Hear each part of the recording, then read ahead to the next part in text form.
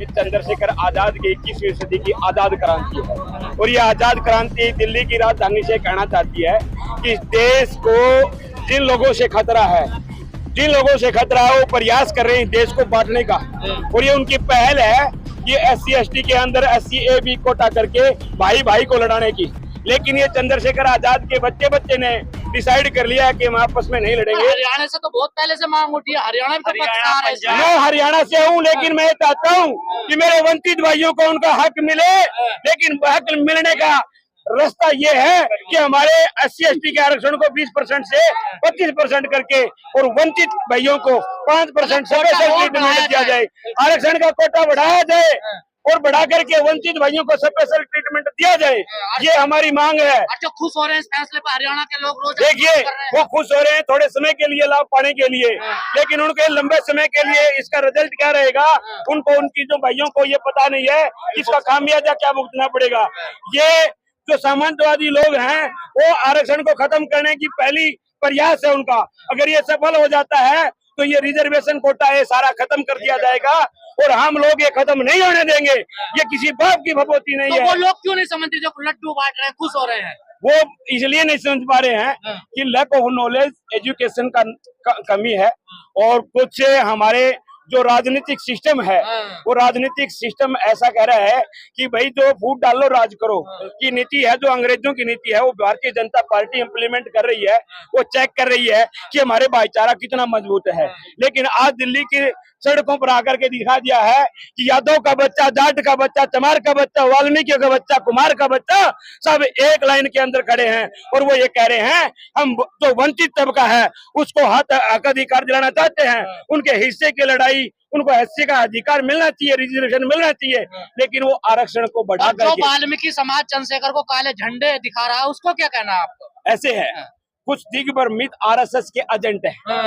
वो इस आजाद आवाज को बदनाम करने के लिए, दबाने के लिए षड्यंत्र है।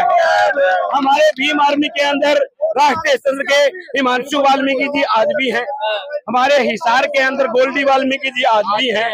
जो संविधान को मानता है, जो बाबा साहब को समझता है, वो इस बात को समर्थन नहीं करता। गोल्डी पर और हिमांशु वाल्मीकि पे वाल्मीकि समाज बहुत दबाव बना रहा है कि आप चंद्रशेखर का साथ छोड़िए, भीम आर्मी छोड़िए। ऐसे है वाल्मीकि समाज दबने वाला नहीं है। वाल्मीकि समाज एक क्रांतिकारी कौम है और जब हिमांशु पे तो दबाव बनाया जा रहा है ना लगातार। देखिए दबाव बढ़िया बनाया जा रहा, दबाव तो नहीं है ना, दबाव बढ़ाया जा रहा, दबाव तो नहीं ना। उन्हें सच्ची बात कही कि RSS की जो मंशा थी वो गाजियाबाद में साबित हो गई।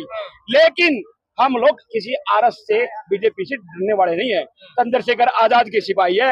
हम आंख में आंख डाल करके और चोटी पुखाड़ने का काम को हिमांशु को तो गद्दार बताया जा रहा है कि हमारे साथ खड़ा नहीं हो रहा है। गद्दार नहीं, वो संविधान प्रेमी आदमी है।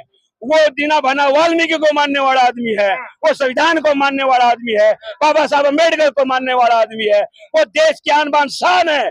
वो देश का गद्दार नहीं, RSS का गद्दार हो सकता है। RSS की बात है। वाल्मीकि समाज हमारा समाज की आन बान शान है हिमांशु वाल्मीकि जी। हिमांशु वाल्मीकि जी क्या पूरा वाल्मीकि समाज क्या विरोध कर रहा है? क्या जेल के अंदर? एक मिनट, अरे आप उल्टा सवाल मत पूछो, मुद्दा का सवाल पूछो ना। सर आज का असर ये पड़ेगा, जो हमारी मांग है पहली कि SC/ST के रिजर्वेशन कोटे को बढ़ाया जाए, 5% बढ़ाया जाए। दूसरी, जाति जनगणना करवाई जाए देश के अंदर। तीसरी, बैकलॉग को भरा जाए इस देश के अंदर। चौथी, ये बुलडोजर नीति है, ये इसको खत्म किया जाए इस देश के अंदर। भीम आर्मी बिल्कुल मिशन और विजन क्लियर है। 21वीं सदी का नेता हमारा एडवोकेट चंद्रशेखर आजाद है और हम नीला दिल्ली लाल किले पर फहरा के रहेंगे। क्रीमी लेयर की भी तो बात की जा रही है। देखिए सर, क्रीमी लेयर लगाने के लिए ये शेड्यूल कास्ट का रिजर्वेशन की शुरुआत होनी चाहिए। क्या हम कहते हैं सुप्रीम कोर्ट से शुरुआत किए। क्रीमी लेयर हर उस भारत के नागरिक पे लगाना चाहिए जो इस भारत देश का नागरिक है, जो एक बार जो भारत देश की नागरिकता के ऊपर एक बार नौकरी पाली है, दोबारा उसके बच्चों को अधिकार नहीं होना चाहिए। वो उस नौकरी से सक्षम होकर के और जो एक मेरिट लिस्ट है उसके ऊपर फाइट लड़ करके नौकरी प्राप्त करे। हमारा बच्चा, गरीब का बच्चा क्रीमी लेयर में क्यों लगाया जा रहा है? जब एक जज का बच्चा जज लगेगा, एक मंत्री का बेटा मंत्री बनेगा, तो एक गरीब का बच्चा, एक PN का बच्चा, चपरासी का बच्चा एक चपरासी क्यों नहीं बन सकता साहब? लेकिन आप लोग जो 90% लोग हैं वो आरक्षण की डिमांड कर रहे हैं, लेकिन जो 10% लोग हैं वो कह रहे हैं आरक्षण से देश का सत्यानाश हो रहा, फिर गति तो नहीं हो रही। फिर आप 10% EWS पे पलाथी क्यों बैठे हैं? छोड़ दो ना वो EWS से जो अमीरों का जो 10% रिजर्वेशन कोटा है वो छोड़ दिया जाए। ये हमारी जो EWS है ये हमारे OBC भाइयों का हकमारी है। 27% रिजर्वेशन से ये 10% उनको दिया जा रहा है। मैं मेरे OBC भाइयों को आपके चैनल के माध्यम से कहना चाहता हूँ, आपकी हकमारी है। ये भारत देश के अंदर 49.5% रिजर्वेशन SC BC ST को दिया गया है, 50% 15% लोगों को दिया गया है, और हमारे 49.5% में EWS के नाम की हकमारी हम लोग उजागर करेंगे और बर्दाश्त नहीं करेंगे बिल्कुल भी। वो लोग कहते हैं कि आर्थिक आधार पर आरक्षण होना चाहिए। आर्थिक आधार के ऊपर इस देश के अंदर आर्थिक आधार पर आप लोग हमें सब कुछ दीजिए ना। आर्थिक आधार पे हम देश को हमारे सुप्रीम कोर्ट में हिस्सेदारी दीजिए, आर्थिक आधार पे हमारे संसद में दीजिए, आर्थिक आधार पे हमें इस देश के अंदर जमीन है, जायदाद है, धन दौलत संपत्ति है, आर्थिक आधार पे हमें दीजिए ना। देश आजाद होने के बाद में हमें दिया क्या है, हमें मिला क्या है? आर्थिक आधार पे देश में बंटवारा हुआ क्या? आर्थिक आधार पे देश में जातीय जो दंश है, जातीय उत्पीड़न है वो कम हुआ क्या? आर्थिक आधार पे हुआ क्या है?